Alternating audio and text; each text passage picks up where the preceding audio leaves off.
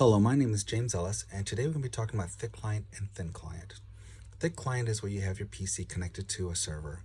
When you think about this type of environment, this is the type of environment you generally have at work, where your PC in the morning, you're logging into it and you're sending your credentials to the server. The server in turn says you have rights to these pub shares, these share points, and here's your email rights, and generally it's how you connect to the internet. Now, when you think about all of the processing and all the work you do, you generally do it on your thick client. If you need a data file, you go out there to the PubShare, you'll pull it down, you'll do whatever you got to do, you'll maybe push a file back up to save it for other people to use. You'll get your email, but the traffic going back and forth is very limited. It's not heavy traffic constantly going back and forth because, again, all the work's being done on the thick client. When you think of a thin client, that's a different environment where you have usually a keyboard, a mouse, and a display with a little box that's connected to a server. And when you think about it, when you open up this or turn this on, what's going to happen is you're going to have usually a couple icons on there. And if you're like an appointments desk, you're going to double click and get appointments. So all day long when you're taking appointments, you'll be putting in, hey, this person's got an appointment, and you'll be pushing that information back to the server.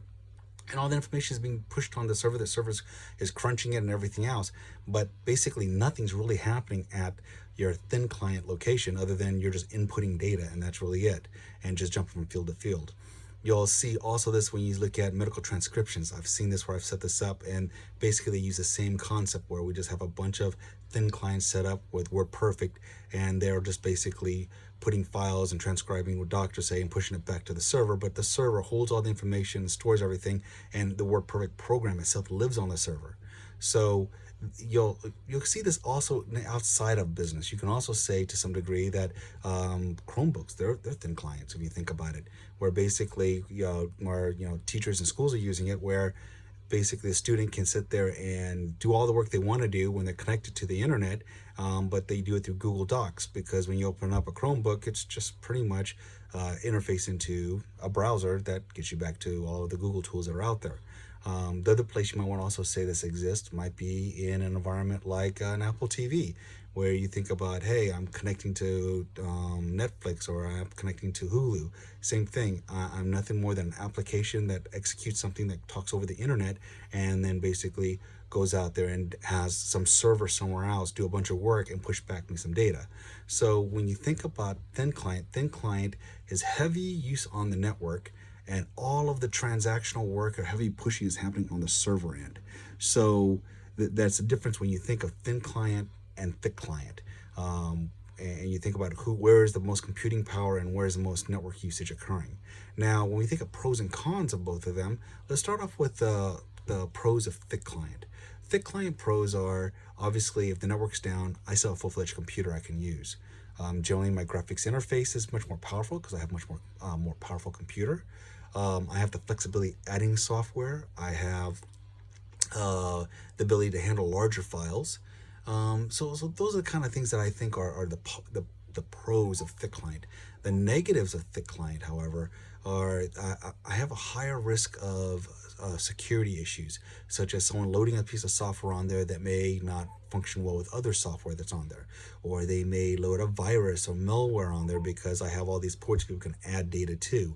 Also, backing up is very painful because a lot of people don't back up their computers, especially their work computers. It's only whatever I push to the server gets backed up. The other thing is updates.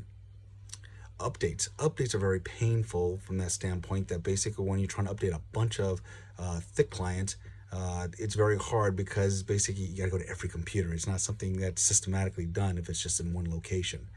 When we switch gears and we take a look at the thin client pros are low cost. It's hardware. It's very cheap. You can think about all I gotta do is have a keyboard, a mouse, and a display in this little box, which is pretty cheap.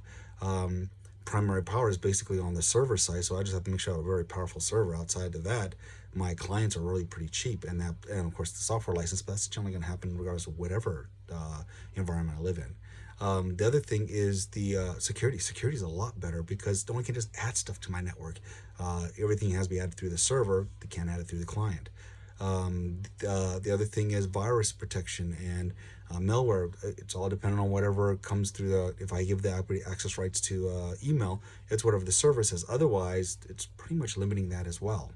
And backup. Backup is so much easier because everything's happening only at the server site. There's no multiple desktops to go run around and try to back up. The downside about this again is it's not as flexible. I can't just add something new to it or add a new piece of software, have access to another piece of software, have to go through some server IT person to say, can you add this other to this client's profile or this person's profile so they have access to whatever tool or application I need them to use. The other thing is that this particular environment is heavily dependent on the server and the network. So basically, if the server crashes, everybody's down because everything's dependent on that server running. So redundant server or something that guarantees that server's up 24/7. The other thing is when you think of the network, if the network slows down or if the network goes down, redundant network, something to ensure the network is always up has to be there because if either one of those go down, generally all your clients go down. And lastly, it's really not the most powerful solution, but depending on what its need is, it may not need to be a powerful solution. I mean, I don't think I need a medical transcriptionist and or a person who's taking appointments have a very powerful computer. So that might be just perfect. But it's not going to allow me to do much more than those probably limited things that I've named there. One application that's going to run, and that's probably about it. Other than that, those are the pros and cons. Thank you.